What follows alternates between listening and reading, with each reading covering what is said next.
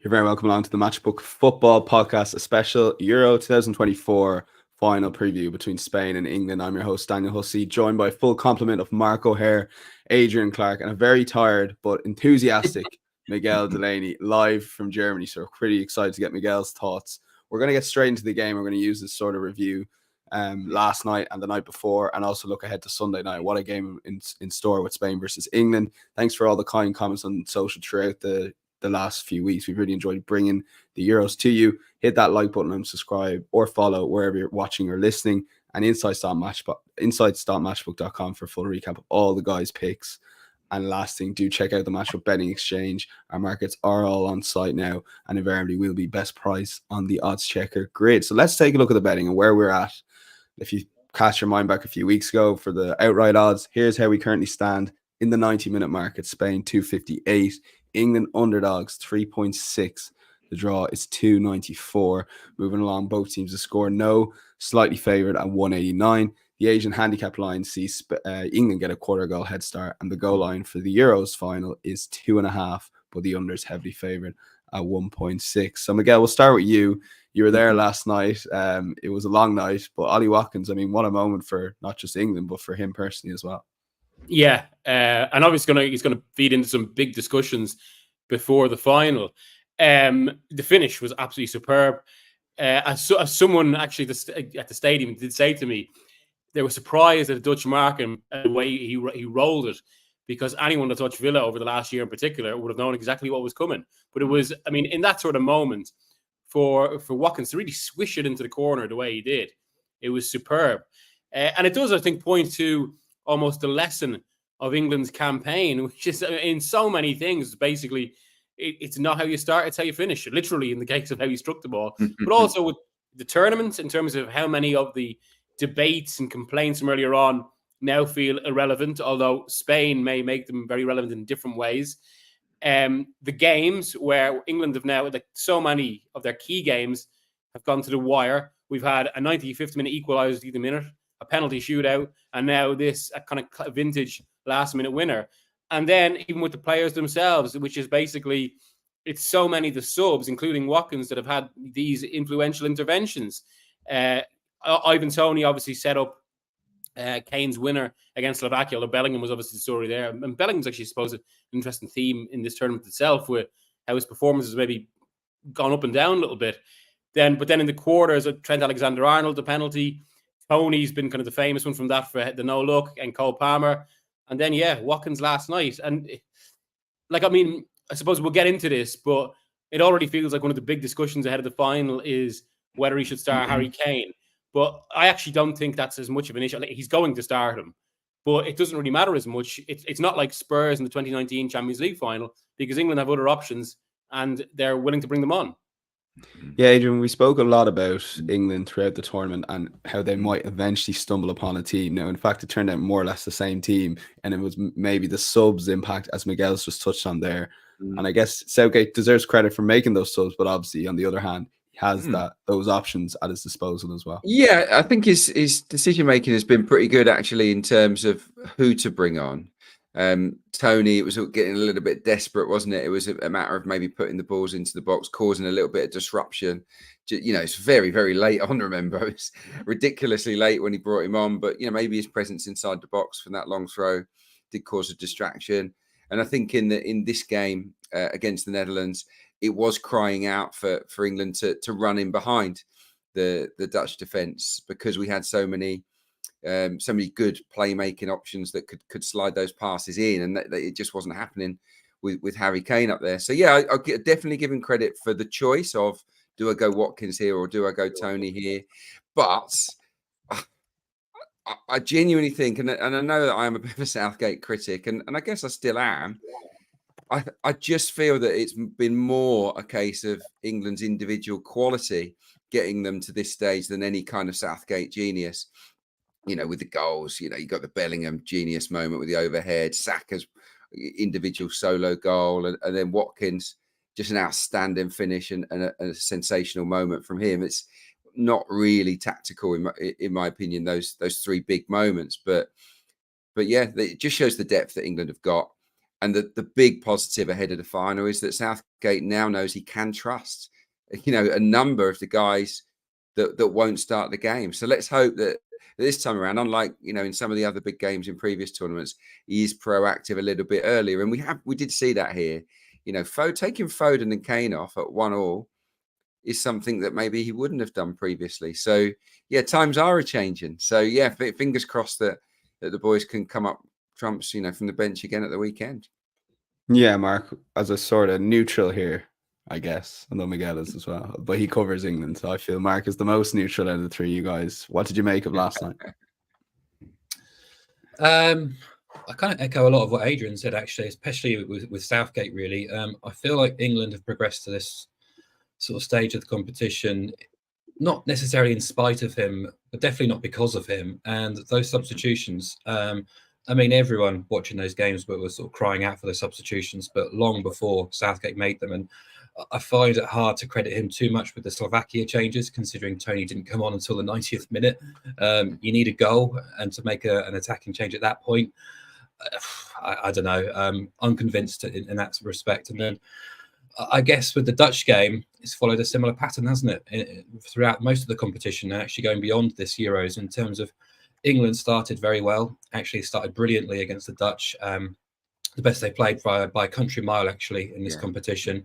The penalty was incredibly generous, but I think England had already started to control the game before that decision, and thereafter they definitely bossed the first half. They looked bright, confident, energetic, moved the ball quickly, and I thought the Dutch were there for the taking, actually. And whatever happens at half-time, from an England perspective, I don't know, but they seemed to retreat in the second half. Obviously, Ronald Koeman made some alterations himself, was forced into a few changes too, but stiffened up that midfield, and England looked a little bit lost for ideas in the second half for the most part. And before the changes, I looked at the stats, and in the second half, up until Palmer and Watkins came on, England had 2 touches inside the Dutch penalty area in the second half and didn't have a shot in the box.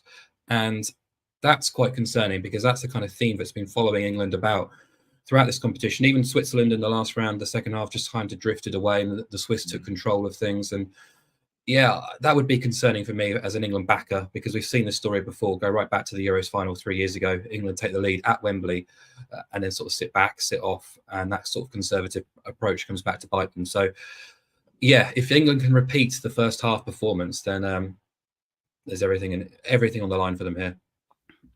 Yeah, fascinating how this game's going to go. Miguel, starting with you, looking at this game, obviously 2 different routes to the final. Spain, we haven't really spoken about them yet. Toughest route, but they've still looked very, very impressive versus England that have had that easy route. Going into this one-off game, where are you sort of looking for in terms of a bet? Yeah, it was interesting actually, just when in terms of kind of the route you said there. Like just talking to people around the Spanish camp, like some of the phraseology they've used about, and kind of as if it's almost a military campaign. That was one of the words used, and the size of the challenges. I mean, if you think about it, if they win it now, say they'll have beaten, not just played, beaten Italy, the champions Euro 21 or Euro 20, Croatia, finalists of 2018, Germany, hosts and like world champions 2014, France, world champions 2018, England, finalists in the last Euros. It's quite a run. Now, there is always that feeling as you get to this point, whether that might just sap energy, they might be exhausted by the time they get here. It doesn't feel like that's as much of a factor as it would have been before the semi-finals, where they'd lost more players, they'd been through extra time against Germany, whereas they didn't see out the French game comfortably, but they saw it out competently. They've got a player like Carvajal coming back. It looks like Morata's okay. The big loss is obviously Pedri, but then Danny Olmo's been one of the players of the tournament. And also they didn't have extra time against the French. So I think they go in good shape. And I mean, this is the thing with this. Ultimately, I'm going for Spain because just on pure football logic, if you kind of take all these elements together, it's difficult to see how England can keep them out, keep the ball, and then hurt them. And given the way the teams match up, ultimately, when you look at the 2 midfields, as good as Mainu's been, Rice has been good, but is looking tired, and Rodri has just been masterful. I mean, people have been talking about the Ballon d'Or and all this sort of stuff. He should be a contender. and he sets everything with Spain. Even when they're getting a bit fractious against France, he was the one that asserted control. Spain will have the ball, and through that, where England's flanks have been occasionally vulnerable, obviously we've got the Williams and Yamal, who have just given this whole Spanish idea a different dimension. I'll come to. I mean, I can almost see the scoreline in this game, but we'll come to that later. So I am, with many caveats, I would say, going for Spain and both teams to score, just because the way both of these teams' games have gone. Spain's last two have been 2-1. England, another 2-1 last night. It does kind of feel set up for that, and even the way the teams match up. One caveat, I suppose, is against Spain's idea and their confidence and their momentum, and basically how they've been by far the most convincing team of the tournament. England do just have this will, and that, okay, it mightn't match Spain for a kind of performance level, but it does bring an aura of their own. As we said, like the way they've got to the final, that generates momentum, and that can be a very, very powerful thing when it comes to games like this, especially if you stay alive. So I can't see this one going right to the distance. Again, trying to look at it coldly, I think just the kind of superior Spain technical and tactical elements will say, but I don't say that with massive confidence, and it is very easy just for it's final strange things to happen. For the moment, I'm going for something which is not quite a high price, to be fair, but Spain and both teams to score. Yeah, you're getting the low goal lines, but we've seen this land, and look, if there's an early goal, as we've seen the last two semi-finals, the game can take a life of its own. Spain and both teams to score 6.4. Adrian, over to you. Didi Hamann on RTE. We don't get ITV most of Ireland, so we get Didi Hamann. He'd be our highlight now. We've no Eamon Dunphy anymore, unfortunately, Miguel. But he did make a good point on Spain, saying he doesn't think England can afford to concede the first goal on Sunday because of what Spain did to France. And even that second half, it never felt like France were throwing. I know Mbappe had the chance, but they weren't keeping the ball for long periods, throwing the kitchen sink at Spain because they just couldn't get the ball back. Is that where you're sort of thinking if Spain get the opening goal, this game could be curtains? Maybe it might take 2 goals for it to be curtains, because of what Miguel said with England's individual magic. They can conjure up moments, can't they? So yeah, I wouldn't be too confident if it was 1-0 Spain, because of what England have done in the tournament. But yeah, I was really impressed, super impressed with their game management against France. I thought it was much better than it was against Germany, actually, where they sort of sat on it a little bit and they allowed Germany to come at them and to put balls into the box for Füllkrug. So I think they learned from that, and the way they kept the ball away from France once they got the lead, I thought was really impressive. They slowed down the tempo of the game. It was almost as if this vibrant new Spanish side became the old Spain once they got into that position of ascendancy. They then just tormented France by keeping the ball away from them, and they're absolutely capable of doing that against England if they get the lead. So yeah, I think Opta have this down as a 60-40 game, and I'm kind of that's where I'm at with it. I think that's a fair assessment.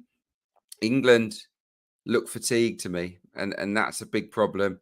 Obviously, Kane isn't sharp at the moment. We can all see that. Good as Steve.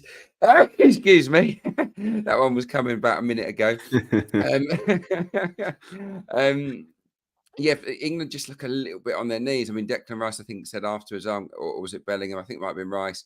I'm glad we didn't have another half hour. I didn't know if I had that in me. I think that was Bellingham, actually, that said that. Rice looked really tired. I actually think Rice has had a bit of a below par tournament by his standards. He just looks jaded to me. And obviously, he's got young Kobe Mainoo alongside him. He's done great, and he was superb in the game against Netherlands. But this is a different ball game. With Rodri in there and Olmo, and Fabian Ruiz, who's been one of the players of the tournament. So yeah, I think England need to go with that box of 4 again. Have Rice and Mainoo with Foden and Bellingham there, just to cope really with what Spain have got down the middle of the pitch.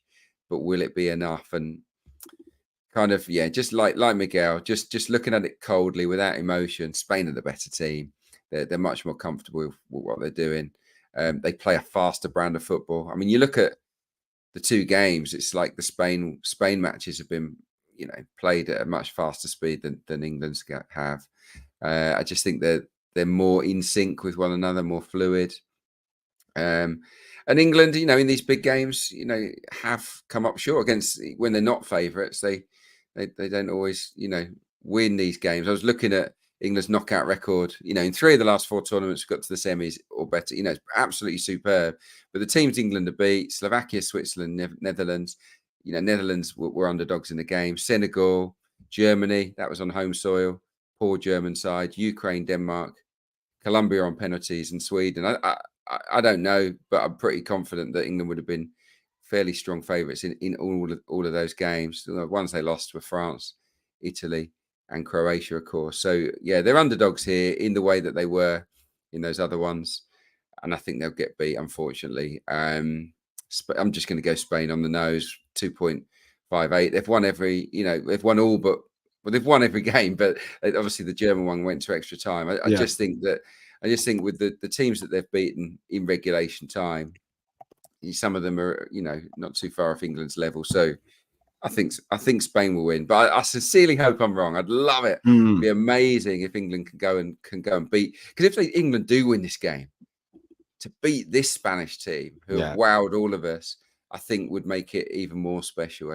But I just think we're going to come up a little bit short. So Spain 2.58 on the nose would be my main selection. Yeah, quite excited for the build-up the next 3 or 4 days, I have to say. Mark, you've been patiently waiting in the wings. I didn't think it'd be you that would be making the English case, but off you go. Look, I found this a very difficult game to find a sort of strong betting opinion on backing either side. In the end, I've gone for something where I can sort of have the draw on side. So I'm going to put up England and the draw, double chance, alongside under 3.5 goals at 188. Just because I'm not convinced this game does escalate into a high-scoring match. And even if you look at the 2 semi-finals, both went over 2.5 goals. Both saw both teams scoring in the first half, and both followed a very similar pattern. It was quite open, quite expansive, quite exciting in that first half. Second half kind of reverted to normal knockout football, really. And if you look at the expected goals output from both semi-finals, it was only below 1.8 on each occasion. And there's a penalty involved in that game for England, of course, too. So if you look at the shot output, the total shots across both ties, 15 and 16, that's well behind your sort of standard averages, even in a knockout football tie. So I think perhaps the final score clouds what was really actually at least for a half or the second half, some pretty tight matches. Spain obviously very well rated. England were before the tournament, have got progressively worse in that regard by the market. So I can kind of understand the pricing, and I still do believe that Spain do deserve to be favs here. I've got a lot of sort of negative based England stats and data here, which is quite surprising why I'm going to be with them. But Adrian talked about their record against elite opposition, and that's been the case. That's always been a kind of stick to bat down Southgate with. But there's 7 wins, 6 draws, 10 defeats when England have played a top 10 ranked FIFA nation. They've only scored 24 goals, that 23 game sample as well. And more interesting, actually, I thought, was England have been priced up at evens or bigger in 27 matches under Gareth Southgate. Last night was only their 6th win in those 27 matches in 90 minutes, which is a pretty horrifying return, just a 22% win rate. And obviously, if you look through the competition so far, very, very kind of squeezed past Slovakia and Switzerland to get to that game last night where, you've had a penalty and a last-minute winner on your side. So perhaps the luck has been with England. Maybe it might run out here. Who knows? But I've not been massively impressed by what they've done in the final third at all. Their XG outputs have been pretty dismal, in all honesty.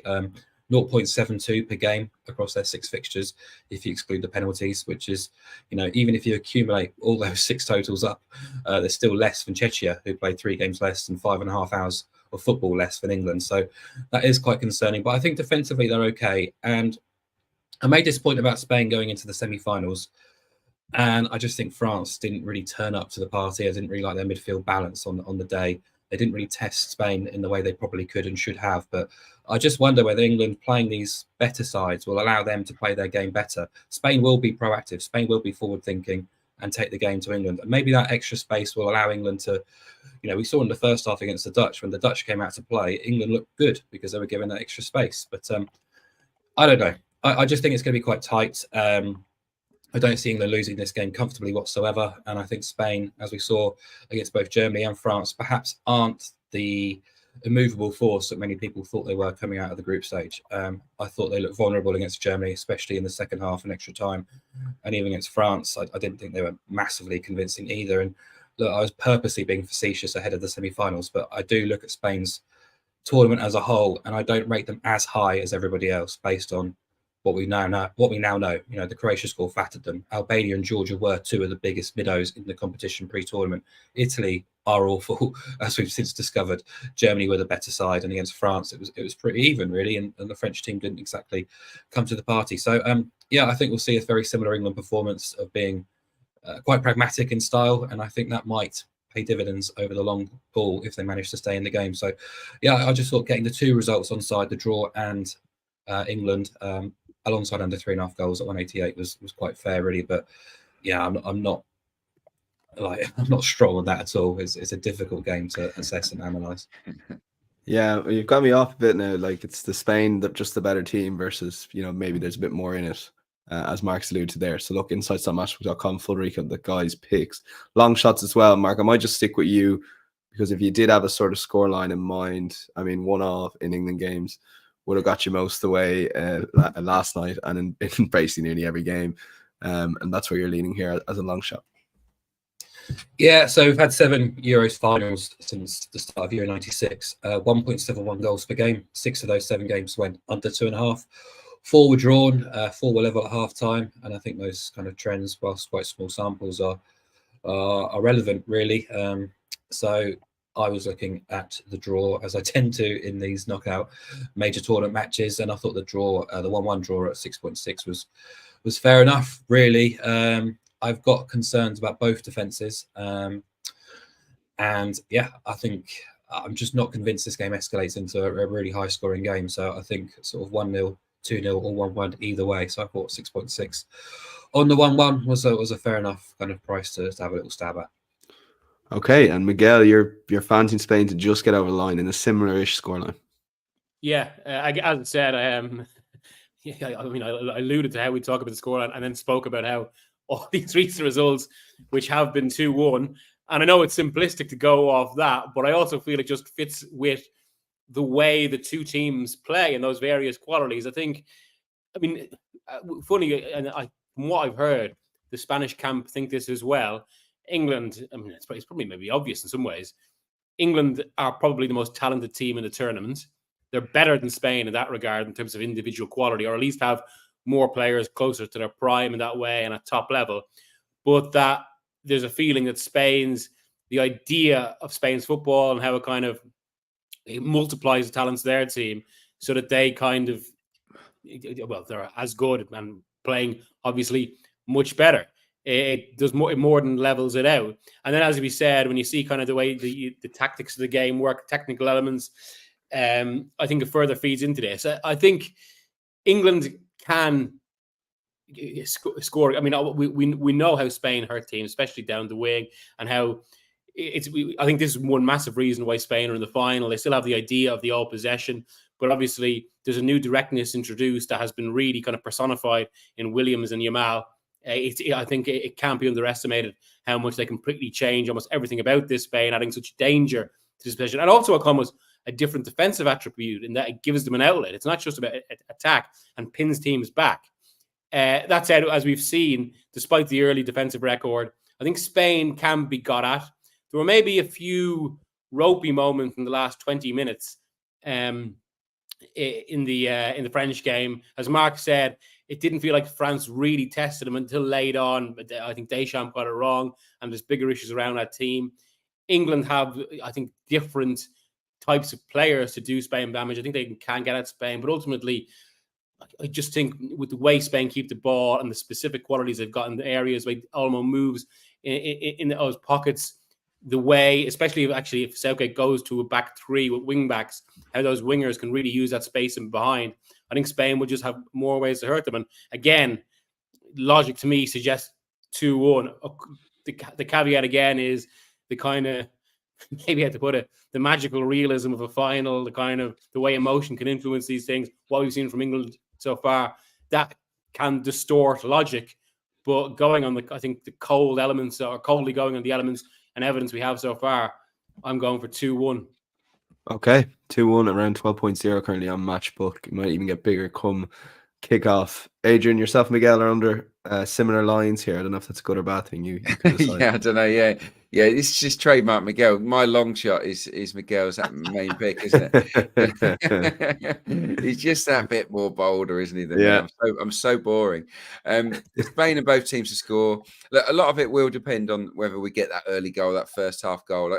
Mark's right. If that doesn't happen, you could see a much cagier final. But for me, Spain are a really proactive team. They've tried to start matches very much on the front foot, getting at teams, playing at a high tempo, getting those wide men into the game, and I think that France actually really unsettled them early on in the game, didn't they? They were a little bit rattled, I think. They've not been maybe the best starter, so maybe it'll be in England's interest to maybe try and nick an early goal. England are more than capable of scoring here. Spain look a little bit vulnerable, I've got to say, to balls put into the box. You think about the goals they have conceded, in all of the games, the Georgia one, own goal for cross comes in, the French goal, the German goal as well. And they had massive chances, Germany, when they did put balls into the box for Füllkrug. So I think there's a slight vulnerability there. And this England defence, it's well protected, I guess. But I'm just still not massively convinced that they'll be able to handle Spain, because Cole Walker was better against Netherlands, but I still think he's had a bit of a ropey tournament. How fit is Luke Shaw? So I think there are question marks over both fullbacks against those star wingers. England did score, of course, in those three famous defeats against Croatia, against Italy, against France. So they're more than capable of scoring. It's just against elite opposition like this. This is elite opposition. Can they keep Spain down to one or less? And I'm not sure they can. So I'm going to go with them. Yeah, Spain and both teams to score. It's landed in all three of Spain's knockout games so far, and I could like Miguel, I could see it landing again in the final. Okay, yeah. Again, seems big based on obviously the low goal lines. You're maybe artificially getting a bigger price in the Euros versus a Premier League game, for example. Adrian, might stick with you just with your best bet, so you mix it up a little bit here. Yeah. I mean, to what I can. Look, I sincerely hope it's England. Of course I do. I don't want to be unpatriotic here. I'm just looking at this coldly, with my eyes, and I see that Spain have been the better team. I've said all along, Spain have been playing like a club side in an international tournament. And that's how I feel they are. They're just a little bit more fluid, in sync, and quicker in their decision making than everybody else in the tournament. Maybe bar Germany, who I thought were very good in that regards. I think Spain will win, but look, this could easily be a draw. It could go to extra time. It could go to penalties, like it did in the last Euros for England. So if you want to get that onside, and I'm not against that at all, you could do this bet, and that is to double chance it on Spain or the draw. So you're really laying England to win in 90 minutes, which I think is a quite a comfortable thing to do based on what we've seen so far. So you get any Spain win. So what I'll do, so it's the double chance Spain and draw, but I'm going to pair it with over 1.5 goals, and that comes out at even money. So basically, you're backing any Spain win except the 1-0. And any draw except the 0-0. So you're getting the all important draw you're getting on side is that 1-1 that we've been talking about, and that's really, really big. But you're also getting 2-1 Spain. Any of these other scorelines. So for me, that is a slightly safer bet than just going Spain on the nose or Spain and both teams to score. You cover the draw except the 0-0. So yeah, double chance Spain and draw with over 1.5 goals. Spain, top scorers in the tournament. They've scored 2 v France, 2 v Germany, 4 v Georgia, 3 v Croatia. They're capable. I think Spain will score over 1.5 goals themselves in the game. So yeah, that's my best bet. Okay, Miguel, I might throw to your best bet here and then give Mark the floor.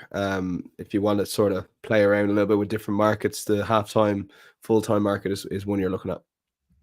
Yeah, I mean, I have to say I was struggling in terms of kind of picking out some of the figures, especially because I think I feel like I've got such a kind of vision of how this game might go in my head, as indicated by what I've said so far, with all of that tempered by just the way I think everything I think that we have to say about this final has to be caveated by, has to be tempered by the knowledge that England can just suddenly send it a bit haywire in the last 10 minutes. And especially given the nature of the final. But it's because of the nature of the final I've gone for a best bet, which again is quite actually a high price. But I suppose that's the nature of a game like this.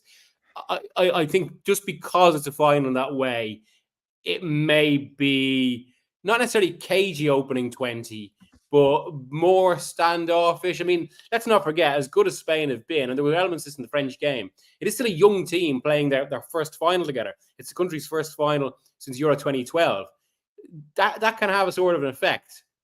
England, a lot of their players were here obviously 3 years ago, brings a different dimension.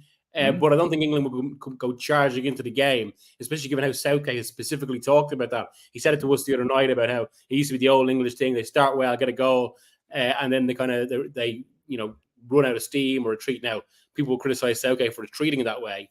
But I think it could be 0-0 at half-time, maybe even 1-1. So yeah, I'm going for a draw, and I think, given what the lads have said there, and I think Rice's energy. I was watching him last night, and he looked exhausted. And while England have a lot of attacking options to bring on, they don't necessarily have midfield options. I think that's where this could be key in this game. It's two competing forces there. It's England's ability to really kind of make something happen in the last 10. But on the other side to that, which I think could ultimately be more influential, is that Spain's control of the ball will exhaust England's midfield and maybe ensure England can't quite get to those levels in the last few minutes. So it's why I'm going draw half-time, Spain to win. Okay, 6.4 and decent case made by Miguel. Mark, over to you. Finally, we haven't had a chance to talk about the referee. I don't think he's been appointed yet. I thought Oliver or Taylor might actually get it myself, based on their appointment so far. Who do you expect to be the Euro final referee, and do you expect to be booking points with these two teams facing each other? Yeah, so we're doing it a bit blind, recording this on Thursday morning without the referee confirmed. My hunch it might be Clement Turpin, or it might be Simon Marciniak, the Polish referee. So either or, I still think cards are in play here. But I'm going to firstly start with under 3.5 goals. Only 4 of the last 38 games since match day 1 of the Euros have featured 4 goals or more. And as I've discussed, major tournament finals don't tend to be hugely high scoring, but under 3.5 goals just rules out the 3-1 either way, the 2-2, the unlikely 4-0, etc. and so on. So a load of correct scores on your side there. But yeah, combining it with over 39.5 booking points gets you to 5-6, 1.83, which I think is a nice little play here if you don't want to have a strong opinion on either side, which is probably where I do land in all fairness. I think the prices coming into this match are pretty fair enough, actually, which made it quite difficult for me to sort of hang my hat on either side. Obviously, I've settled in England in the show, but that's purely a sort of just looking for a bigger price, really. But we saw things escalate there in the last 10 to 15 minutes of the England match against the Netherlands. I thought Zvaya handled things okay, but allowed a few players to get away with a few things beforehand, and then as soon as the extra tension and jeopardy racks up, players push the line of acceptability and he has to punish them. So we've seen that in the past too, and Euros finals are actually averaging over 5 cards per game. 6 of the last 7 have produced a minimum of 4 cards. And if you look at the competition as a whole, England and Spain, exclude match day 1 when the jeopardy is very, very low. 7 of the 2 teams combined 10 matches, Spain and England, have featured 4 cards or more, and both sides have been booked in all 10 of those matches. So Spain and their opponents, and England and their opponents in all 10 of those games. So yeah, I like the idea of at least 4 cards or more alongside a relatively low scoring game. Okay, I like it. Different angles entirely. And look, this sounds like it's going to be a decent game. So my thanks to Mark, Adrian, and Miguel. And my thanks to them all throughout the tournament. We will be back. We're taking a break, and we'll be back for our weekend football podcast with Mark and Adrian, and Miguel hopefully be able to join us for some of our Champions League coverage as well. Insights.matchbook.com, full recap. Last thing to ask, do make sure you're following. Subscribe completely for free. It's the easiest way to keep up to date with the podcast, and so you don't miss an episode. Enjoy Sunday's football. If you're having a bet, please do so responsibly and make sure it adds to the enjoyment. But as I said, make sure that is done in a responsible manner. But until then, we'll chat to you in August. Bye-bye. Cheers, on.